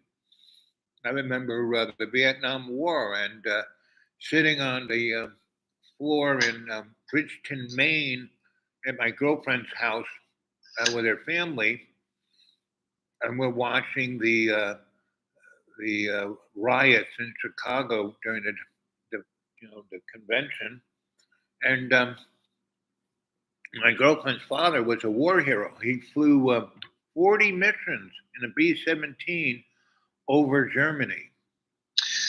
That was not a small task. No, because when they started out, it was only 19, and then they jumped it up to 22. It was 20. It was 25. Right, and you were guaranteed to be shot down and killed before you reached 25. Yep. So, and he did 40. He got all kinds of medal. He got everything, but not the Medal of Honor. But he got everything else. Until they had the Mustang escorts that go all the way to Berlin and back. Right. Those guys got their butt shot off. Yep. Right. And it was suicide, and they just did it. And the B-17 was basically really, a target. I think one out of every 4 got shot down, or it might have been half. It might have been half. The Air Force lost more people per capita than any other service. Meaning they had 300,000 guys in the bombing thing, where the Army had 7 million. But they lost just 88,000 pilots. Yep. Yeah.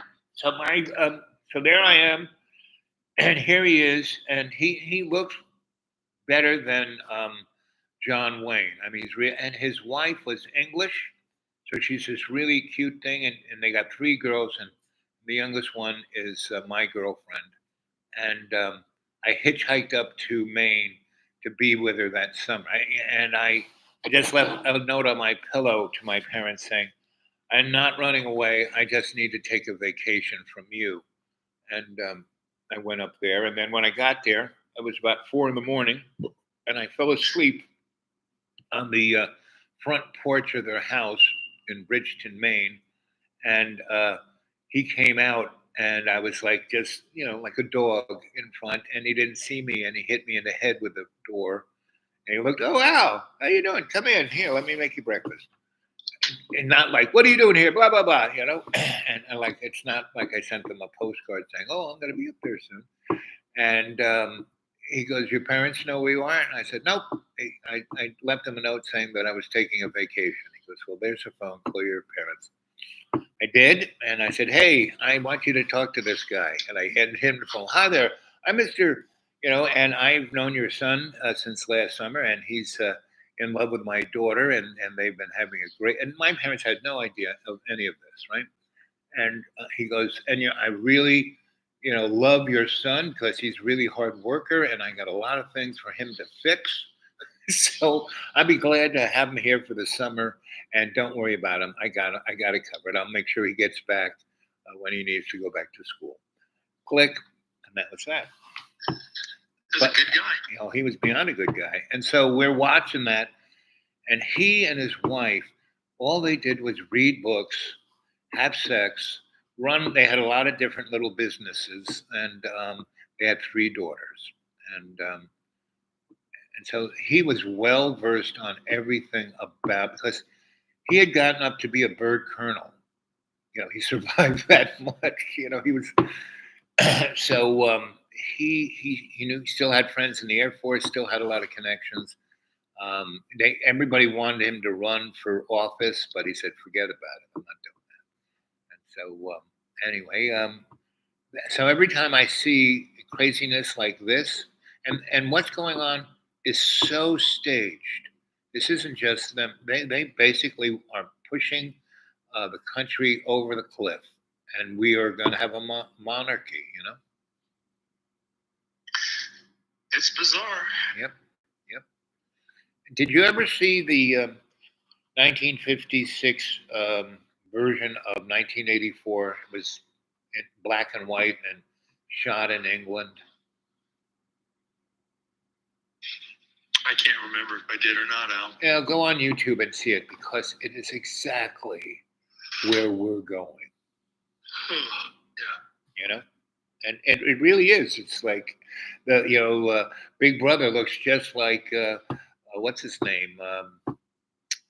I don't think Donnie's going to last. All those cheeseburgers. And we're going to have what's his name? J.R. Vance as president. How about that one?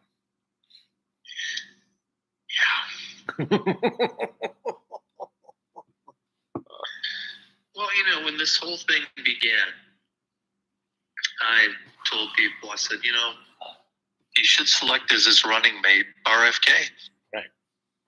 I thought that would have been the balance of balances. But RFK's a good man. Well, I know Joe, his younger brother, and the brother just older than him. He was my roommate in prep school. So I got to know that family, and they were all scum. The only ones that weren't scum were the girls. The girls were pretty good, but did you know that, the boy now, what Kenny, Junior, let's just call him Junior. Junior was a heroin addict. Did you know that? I knew that these guys got in a lot of trouble. He was the first one. He got all his cousins and brothers and sisters heroin addict, and his younger brother, below him, died of an overdose, and he was in the room shooting him up. No surprise. So he's not. Did you hear what his cousin said about him? Go for it, Al. Well, JFK's daughter, right, said that I've known this guy since I've been alive, and of all my all my cousins and everyone, we all had our foibles, just from where we came from. But he was the slimiest, most self-centered. He's all about power. He's evil. That's what he said. He's evil. That sounds about right. Right. So anyway, there isn't a single saving grace like what's her name, Tazzy Gabbard. I used to like her, but she is so 180 degrees from where she was 4 years ago or 5 years ago when I kind of liked her. She looks like a something between a James Bond villain and something out of Star Wars. Always wearing that white outfit, like the stormtrooper. Yeah. I hear you. It's the outfit, yeah.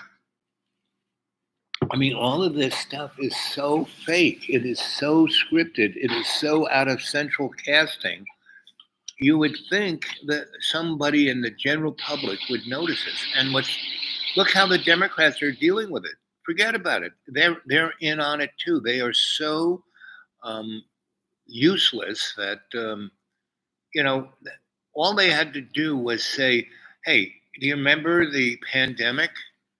Right? Remember what that was? The million people dead, and the guy selling all the PPE and all of this, and getting out of the WHO just before everything hit the fan, and he was, and then we had the biggest, stock market crash in history because of it, and half Americans didn't have a job,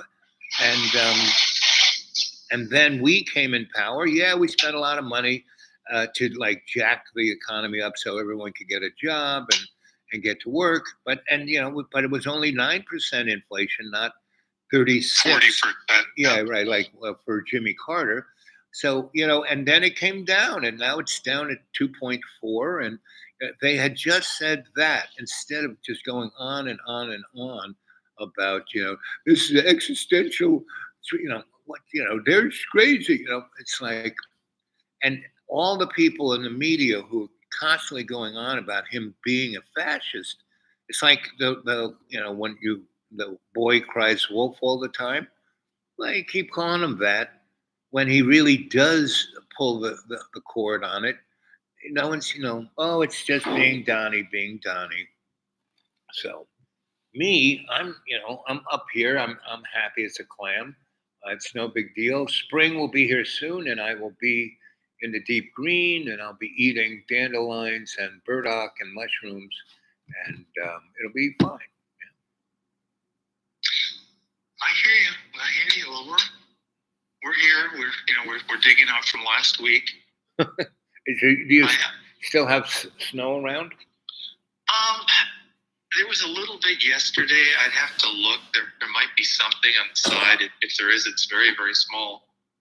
And I had a faucet just totally fail, where you couldn't turn it on or off. Ooh. And when the plumbers came, that was the only thing missing was a gun. Yeah. How much flooding did you get? No, I was able to tie it off. I had a pair of I had a hose that broke, and I had a pair of vice grips, and I just basically put a tourniquet on it. Right. Oh, that's and good. I was hoping it would hold, and it did. Oh, good. Yeah, so I mean, it could have been much worse, but I'm grateful. So were you? Just go ahead, Al. Go ahead. Were you dripping water? Oh yeah. Before it broke, you were dripping water. No, this was outside with the hose. Oh, okay, gotcha. In the house, we were dripping, and we were okay. Right. But otherwise things would have froze up. Yeah.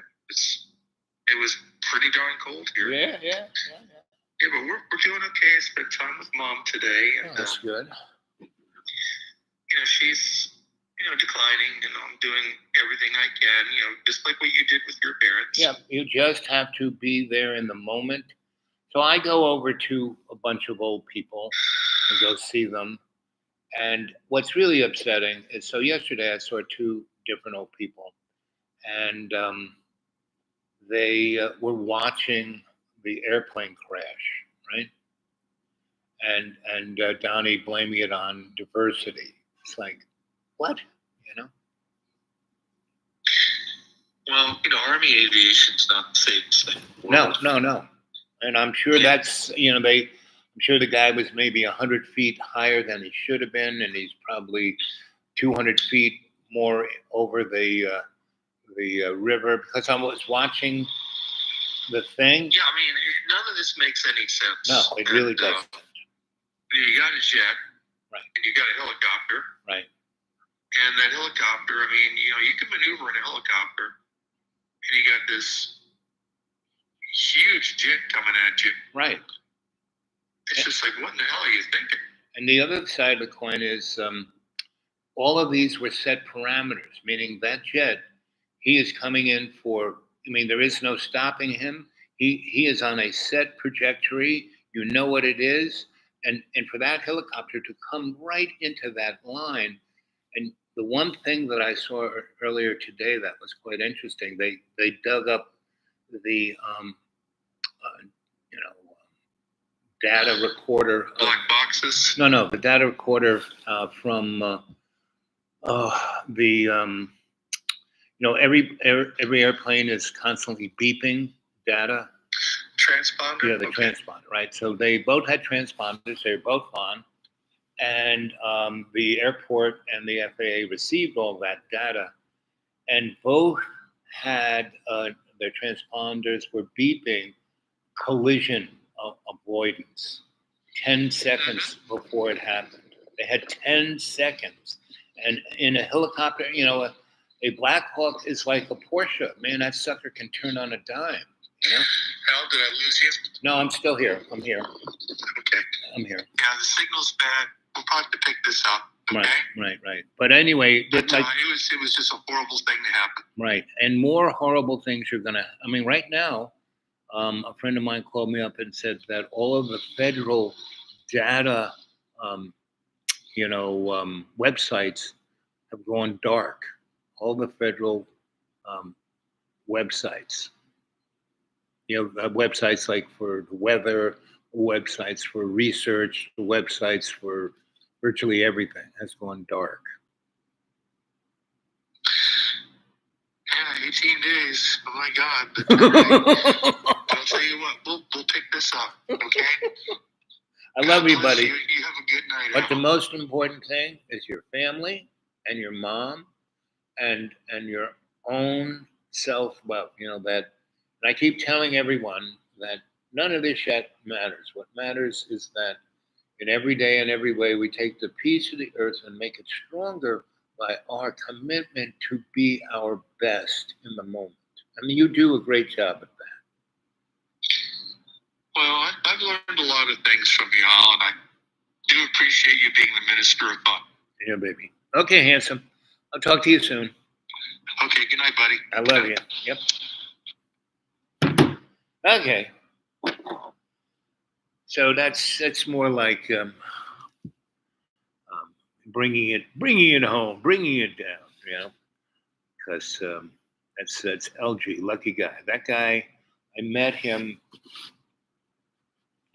back in the late 90s, just before the early O's, and I was working for the BBI, and I was studying. I was investigating. It's Bureau of Behavioral Investigation, and I was sent to basically study what is known as the Satan's Highway, which runs from Asheville, North Carolina, up 26, straight north, up 26 to 81 at Johnson City, turn right, head towards Stanton, Virginia, and there are about 60 cults all along that path. And you have to kind of get off and get on 202 or 220 or 47 or 66, 61, 19, 11, all those roads that kind of parallel 81 and 26. And that's where all the Hollerley folk live, and et cetera, et cetera. Like the county road that I'm on is one of those roads, right? But it now doesn't exist, right? And the other one that's over that way that goes east-west, that just kind of is, but it's missing chunks too. So,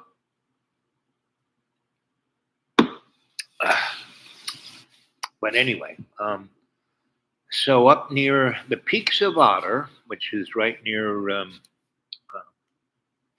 47, goes along the Blue Ridge Parkway, right? And the Appalachian are on the other side of 81, once you get up that neck of the woods. So anyway, I was going along 47. I found this road. I think it's 60 something, and it goes up over the Blue Ridge, and there's this beautiful peak called Peaks of Otter. It's a hotel, and it's got a lake up there, and the Forest Service has all kinds of little cabiny things and hiking things, and an underground missile silo. Who knew? But on the other side, facing the Atlantic, the Blue Ridge side, and 81, is 460, is right near Lynchburg, was my friend. And he was a minister. He had gone to college, and he got a degree, as, a theologic degree. And then he went to the ministry school, right, and got a master's or doctorate in whatever you get to be a minister, and he ran this super duper poverty stricken little church that these people had no money, right? And he stayed there for 5 years taking care of the people, and he got a job down in Bedford as a teacher and they were paying him in Bedford, Virginia. He was teaching middle school, and he was getting paid $134 a week, and no nothing, no insurance, no health care, no none of the above. Anyway, so I stumbled on him, and that's where we became buds. And we found a B-25 had crashed into that mountain, and everyone had forgot it. And he, we both airplane fiends, and he basically did all the research about it and wrote a grant about it and got a,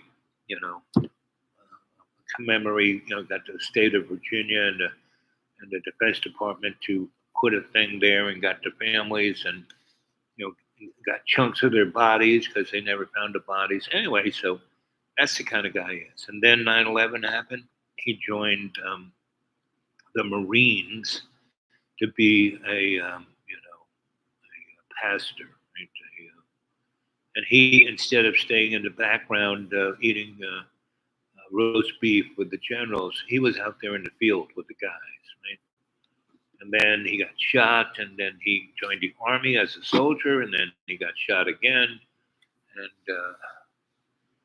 And he really did amazing things for the people wherever he was, and he still does. So, and he went, he got back, and he married a nice Korean woman and had a nice son, and the boy's now about 8, and he's quite the historian, military historian, and he's gone to college, and he's on the GI Bill, and so he got a lot of GI Bill because he was in the military twice, so he died a number of times. He's like, they blew him up a number of times.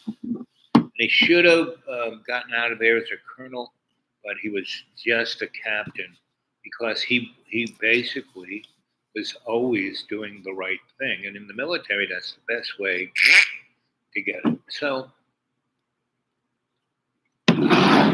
he always, so I've been with him since then, and we've done all kinds of, and I saw him again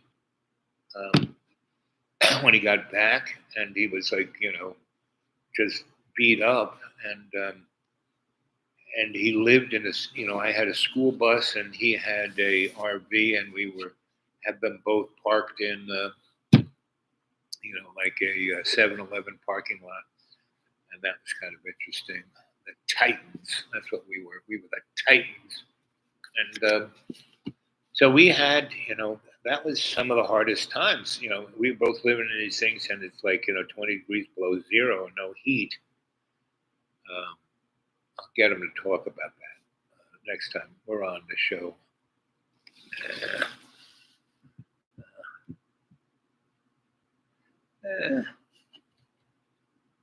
So anyway, 2 hours and 3 minutes.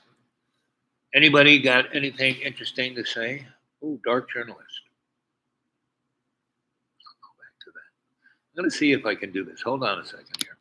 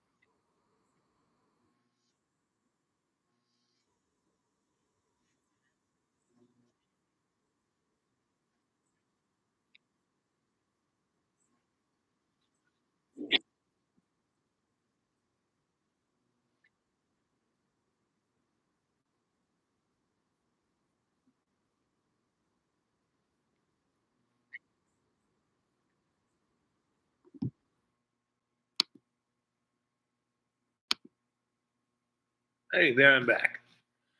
Yep. So did you hear that? That was Dark Journalist. He's talking about the UFO world. I used to be part of that back in the 70s when it was interesting, when there were all people who had actual experiences and not just trying to scam the scene. Let's try Kim. Let's see what happens with Kim.